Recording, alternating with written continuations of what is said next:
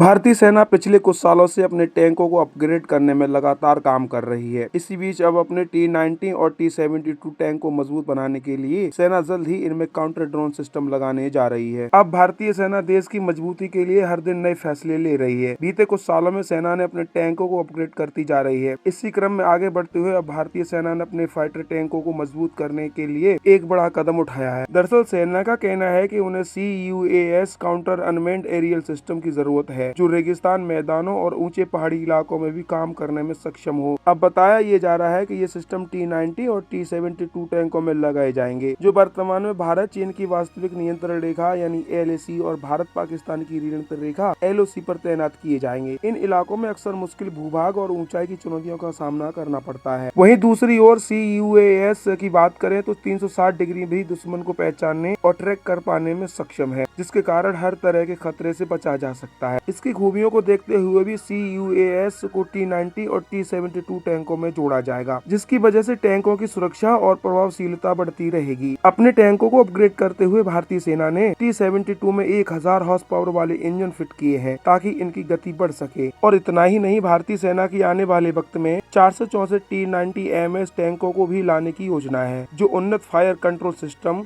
और बेहतर कवच से लैस होंगे। इसके अलावा सेना ने साल 2025 की फरवरी में ही T-90S के टैंकों के टैंकों के लिए एक्टिव प्रोटेक्शन सिस्टम भी लॉन्च कर दिया है और RFI यानी रिक्वेस्ट फॉर इंफॉर्मेशन जारी कर दी है। रिपोर्ट की माने तो APS में हार्ड किल, सॉफ्ट किल और CUAS की क्षमता होगी, जिससे अत्याधुनिक खतरे से निपटा जा सके। टैंकों में CUAS को फिट करने का कदम ड्रोन के खतरों से निपटने के लिए उठाया गया है, खासतौर पर LAC और LOC की ओर आने वाले खतरों को रोकने के लिए। चीन ने LAC पर टाइप 15 जैसे हल्के टैंक और ड्रोन तैनात किए हैं, जिन्हें ऊंचाई वाले इलाकों में जंग के लिए बनाया गया है। फिलहाल भारतीय टैंकों के लिए सबसे बड़ा खतरा है चीन की पीपल्स लिबरेशन आर्मी यानी PL में इस्तेमाल की जाने वाली ड्रोन स्वार्म। इसी के साथ लाइटनिंग एम्यूनिशन भी एक बड़ा खतरा है, जो हवा में रुककर हमला करने वाला हथियार है। इसी तरह LOC पर भी पाकिस्तान सेना ड्रोन का इस्तेमाल निगरानी करने और हथियार बनाने के लिए कर रही है। इन खतरों से बचने के लिए ही भारत की ओर से अपने टैंकों को मजबूत करने का यह फैसला जरूरी माना जा रहा है। CUAS को टैंक में लगाने का फैसला यूक्रेन युद्ध से सबक लेते हुए किया गया है। बता दें कि यूक्रेन में ड्रोन और टॉप अटैक एंटी टैंक मिसाइलें ने टैंकों को पूरी तरह से नुकसान पहुंचाया था। यही से एक बात तो साफ हो गई है कि ड्रोन हमलों को रोकने के लिए ऐसे ऑटोमेटिक सिस्टम जरूरत है, जो हवा में खतरों को पहचान कर उन्हें खत्म करने में सक्षम हो। रिक्वेस्ट फॉर इंफॉर्मेशन की रिपोर्ट के अनुसार